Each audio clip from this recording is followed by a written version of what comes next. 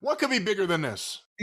Well, I'll tell you how big is big, how rough is rough, how tough is tough. I'll tell you what could be bigger than this: the battle of the broke back billionaires. Brian, we haven't been talking about lately, and a lot of people have been upset about it because I get the emails and the Twitter messages and all that type of thing all the time. Oh, please do some more promos on Trump. We need to hear him insulted as only you can. Do more You were doing promos on Trump, then you quit. And actually, from the people I've not successfully blocked yet in any form of social media, I do get a comment from time to time. Aha, you ain't been talking about Trump. And now he's doing all this good stuff. But I'm sorry, we can't pass this up because there has been an element of resignation since the election, since the thing was sworn in. We know we're fucked. It's just a matter of who's fucked when and how. And everything is pretty much coming to pass. But then the breakup happens between the two most evil billionaires in the history of the world. And now they're forced over there in that camp of lunacy to pick sides between which asshole billionaire that would set fire to them in a heartbeat if given the opportunity do they want to support against the other asshole billionaire. Elon Musk, Donald Trump, the memes are out there. WrestleMania, SummerSlam, Alien versus Predator, whatever. Brian, you're a financial expert. Do you think if Elon Musk really did pay $250 million for Donald Trump, doesn't he need to call his credit card company and get the charge refunded? Well, I don't think they could issue refunds for that kind of purchase that he was certainly gung-ho for when it happened. Before we get into the semantics of this actual feud that took place very quickly, very, very quickly, heel versus heel programs, are they tough to book? Does someone have to come out of it as the babyface? How do you see a heel versus heel program featuring the two biggest heels at the current moment? I mean, usually you don't have the two top heels wrestling each other. What do you see heel versus heel here? Here's the problem.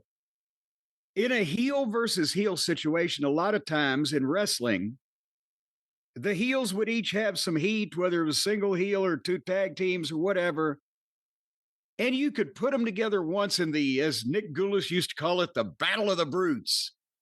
And they could get crazy and they could get it thrown out or whatever and then go on about their business. Heel versus heel long-term programs are harder because the longer that it goes on, the more people realize that they didn't really ever like either one of these motherfuckers to begin with. And the original reason that they wanted to see the match was because all these fucking heels, they're going to fucking beat the shit out of each other. They're going to do all the bad things they do to my favorite wrestlers to each other. They all deserve it. And the match would probably draw. But then it needs to be gotten over with quickly, or elsewise people remember, shit, we didn't like either one of these assholes. And that's at the point where you would need to make one, if not a baby face, the sympathetic figure. And how could you make either one of these fucking repugnant cretins a babyface figure to the general public? Well, that's an interesting question too, because let's look at it the other way. From the side of their supporters, which had been a united front for the most part lately, for them, it's babyface versus babyface. So same question. Does someone have to come out of this to heel? Does babyface versus babyface psychologically hurt your audience because you're splitting who they like? How do you see babyface versus babyface? Again, there's the problem. Is if you do the match one time and you kind of get out of it, well, they saw it was unique, but if it carries on long term, somebody is eventually going to be either on purpose or by accident, more of the favorite and somebody else is going to get under people's skin. And there, you've got two world-class experts at getting under people's fucking skin. And when they start examining, because face it, there's a large segment of people, the sane, rational people, that knew what the fuck this was going to be to begin with before it happened. That's why, as I mentioned, we don't talk about it now because the tragedy has already happened. The tragedy is the time to be talking about it is when you're trying to warn people, take cover, storm's coming, call a doctor, call a fire department, whatever. When 4 months after it's already taken place, why remind everybody and put them all in a bad mood every day? Yeah, I told you so. We're all fucked. But that's the problem is the more that people might start analyzing either one of these two fucking morally bankrupt assholes to determine which one they agree with, the more they might be inclined to not like one or either or both. So it's just damaging their own shit. It's the richest guy in the world and the fucking most powerful guy in the world arguing with each other on Twitter like teenage schoolgirls. And which side are we supposed to take? The world's richest asshole was given full access to all the information. Apparently, if there's information, he got it.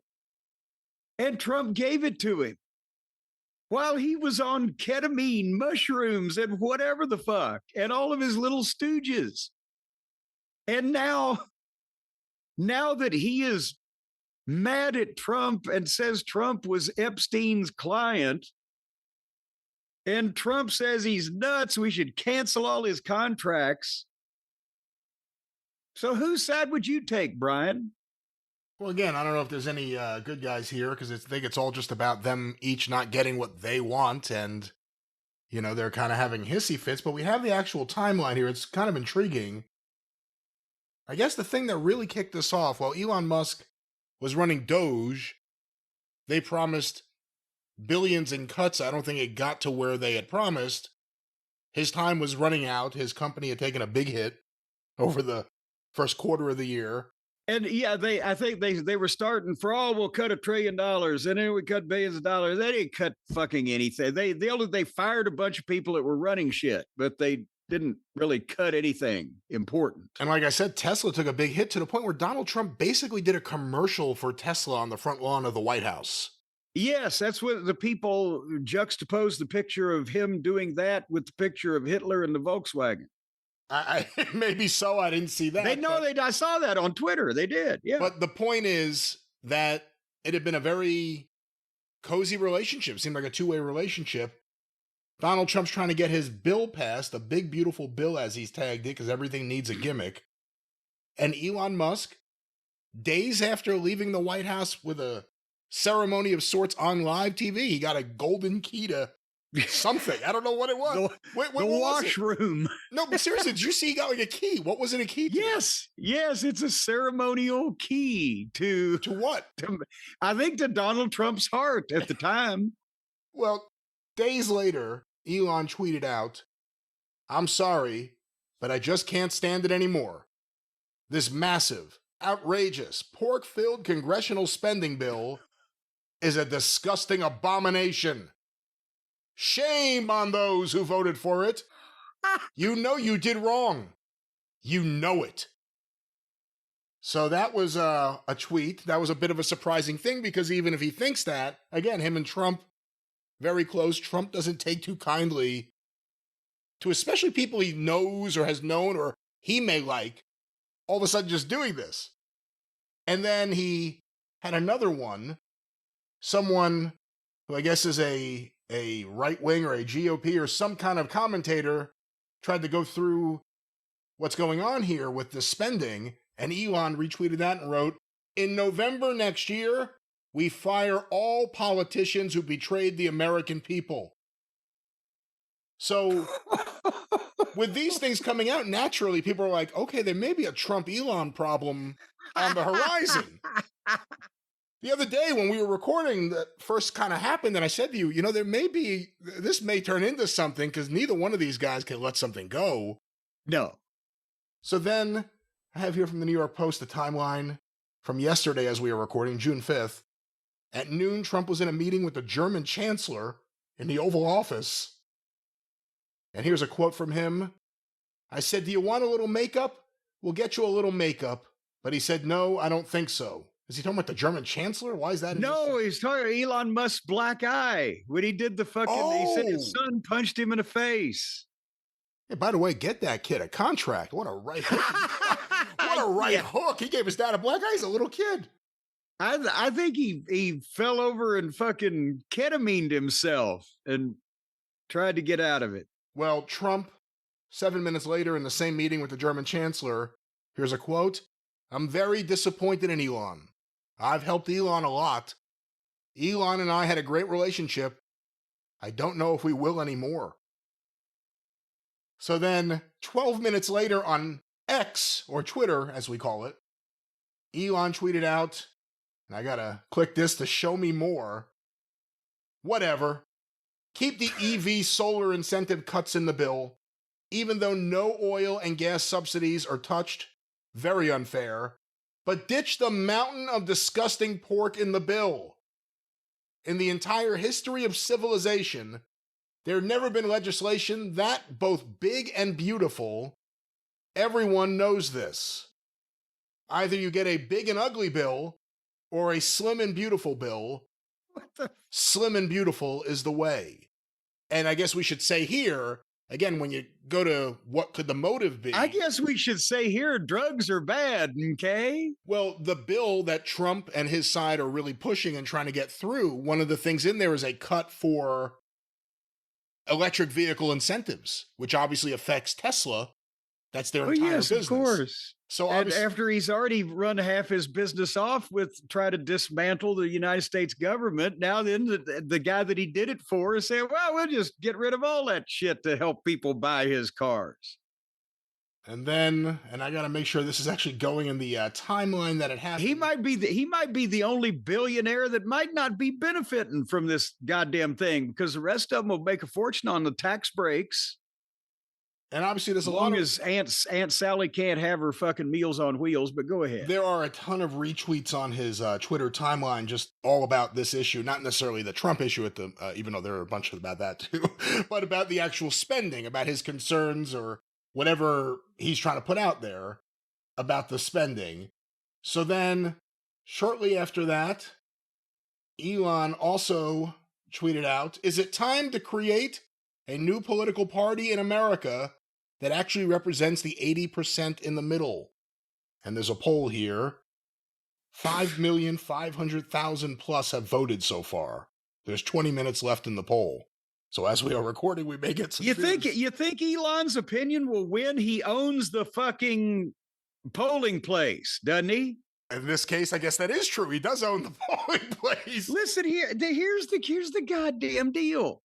Number one, you have got this. Obviously, have you seen the clips of him when he's out of his mind, Elon Musk, when he's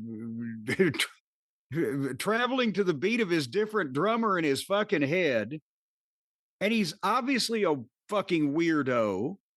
And he's also somehow Dr. Evil in real life, where he's accumulated fucking $500 trillion. And he was given full access to everything and everybody and all of our shit. And he owns the platform that that he helped sway various elections on, that he's conducting the poll on. And meanwhile, so I can understand him being on it. But meanwhile, this other cretin that he's feuding with is the president of the United States, and he's having a goddamn whiny bitch fit on Twitter with another fucking whiny fucking billionaire. We are the laughing stock of the world. But continue to go ahead and read how they're making people laugh at us. It's not as easy to figure out the exact timeline because there's so much stuff, and it looks like some may have been deleted, but it's also important to note Elon retweeted a Donald Trump tweet from December where he nominated Jared Isaacman, an accomplished business leader, philanthropist, pilot, and astronaut, as the administrator of NASA. And I think just days ago he withdrew the nomination, which again was, I think, something Elon Musk thought was something against him. He's retweeting things. What Elon Musk is doing is genuinely heroic. And by the way, Elon Musk also has a major part to play now in his companies in our national space program. They let this fucking idiot be integral in some respects to the national space program. Well, Elon Musk also tweeted out, not even those in Congress who had to vote on the big, ugly spending bill had time to read it.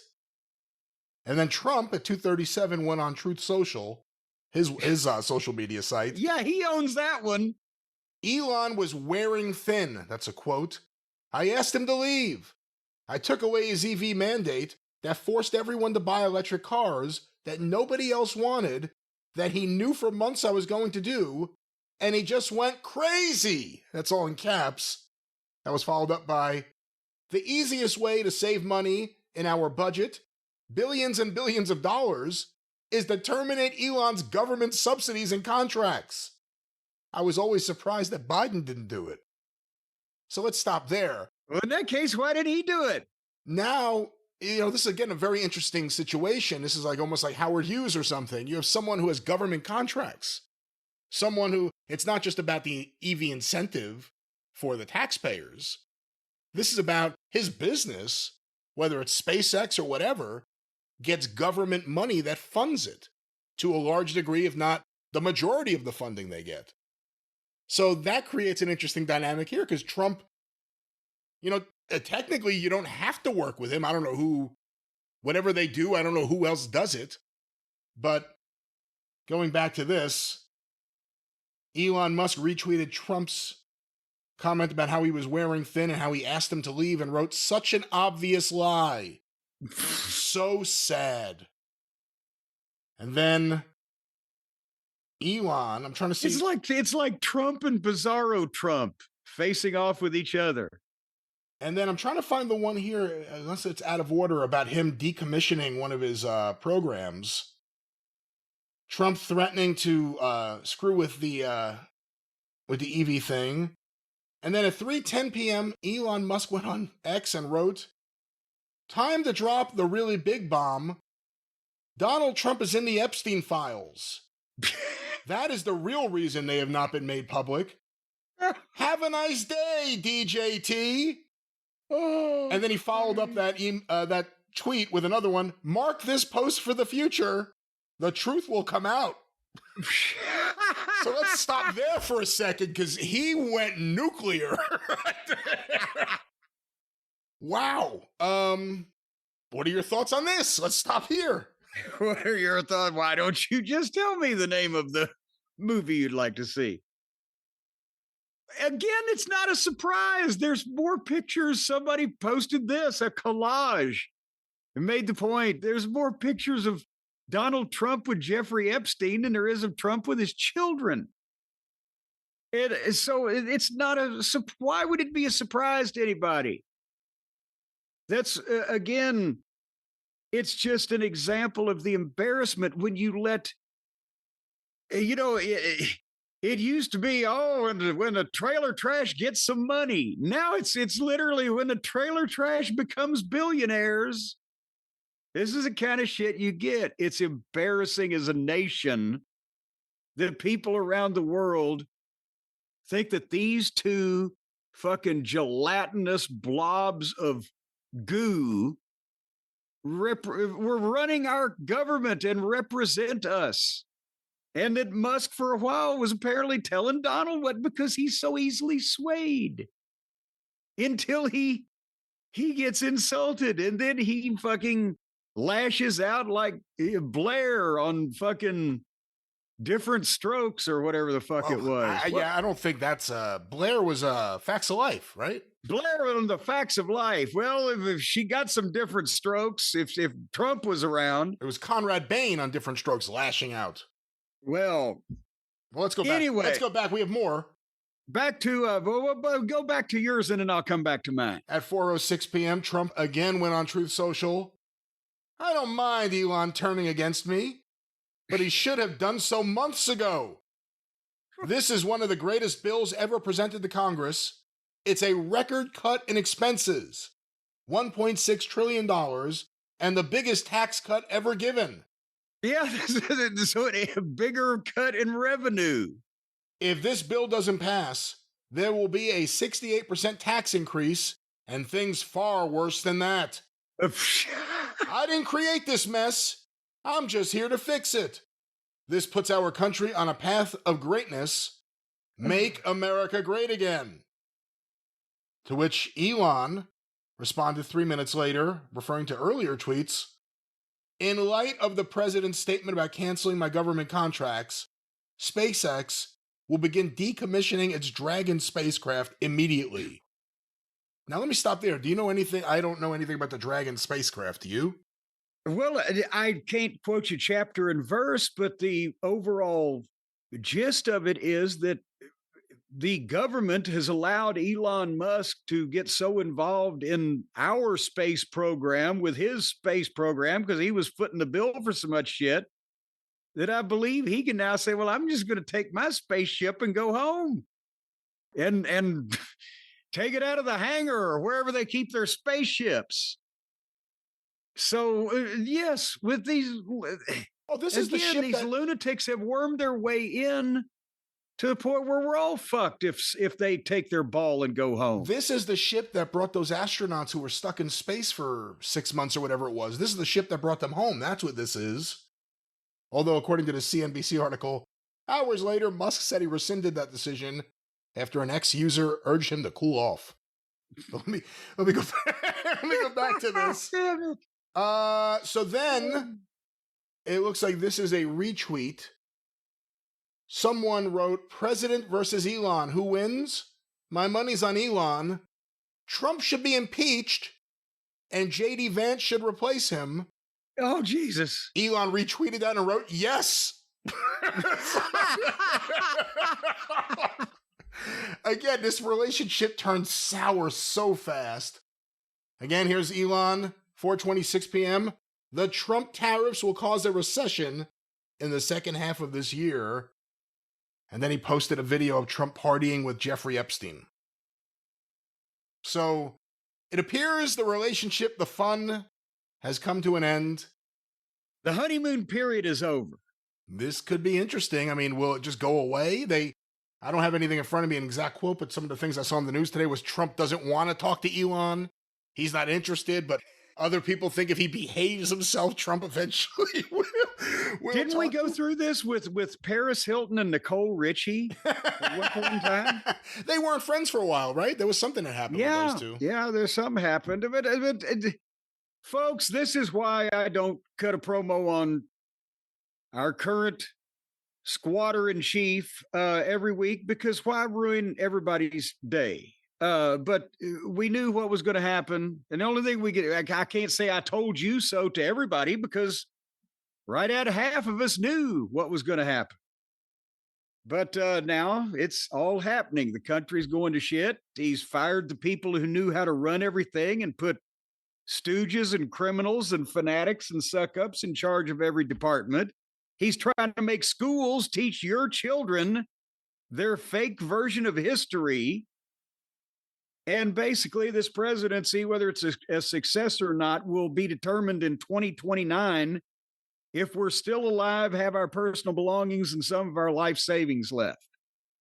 But in terms of the program, in terms of the booking, you know, we talked about heel versus heel, babyface versus babyface, but you also have the J.D. Vance dynamic now, because he's Trump's number two. We know how Trump wants his number two to behave. J.D. Vance has been a complete ass kisser, including in that, you know, Zelensky Oval Office thing.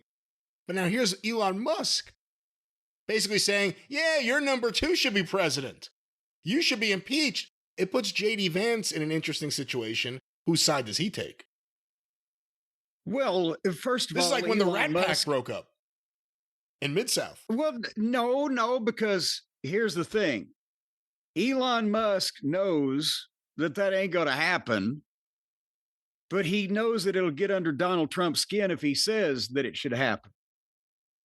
And I think, yeah, well, just also, and JD Vance obviously is going to, if Trump says anything, JD Vance will be more than there to support it. But if Donald Trump was run over by a bus tomorrow, then who knows what JD Vance would be saying, because he is a more intelligent, evil, weird motherfucker that could potentially fuck us in even worse ways than Trump, because Trump's such an incompetent bumblefuck that he gets in his own way a lot and prevents the real bad shit from happening.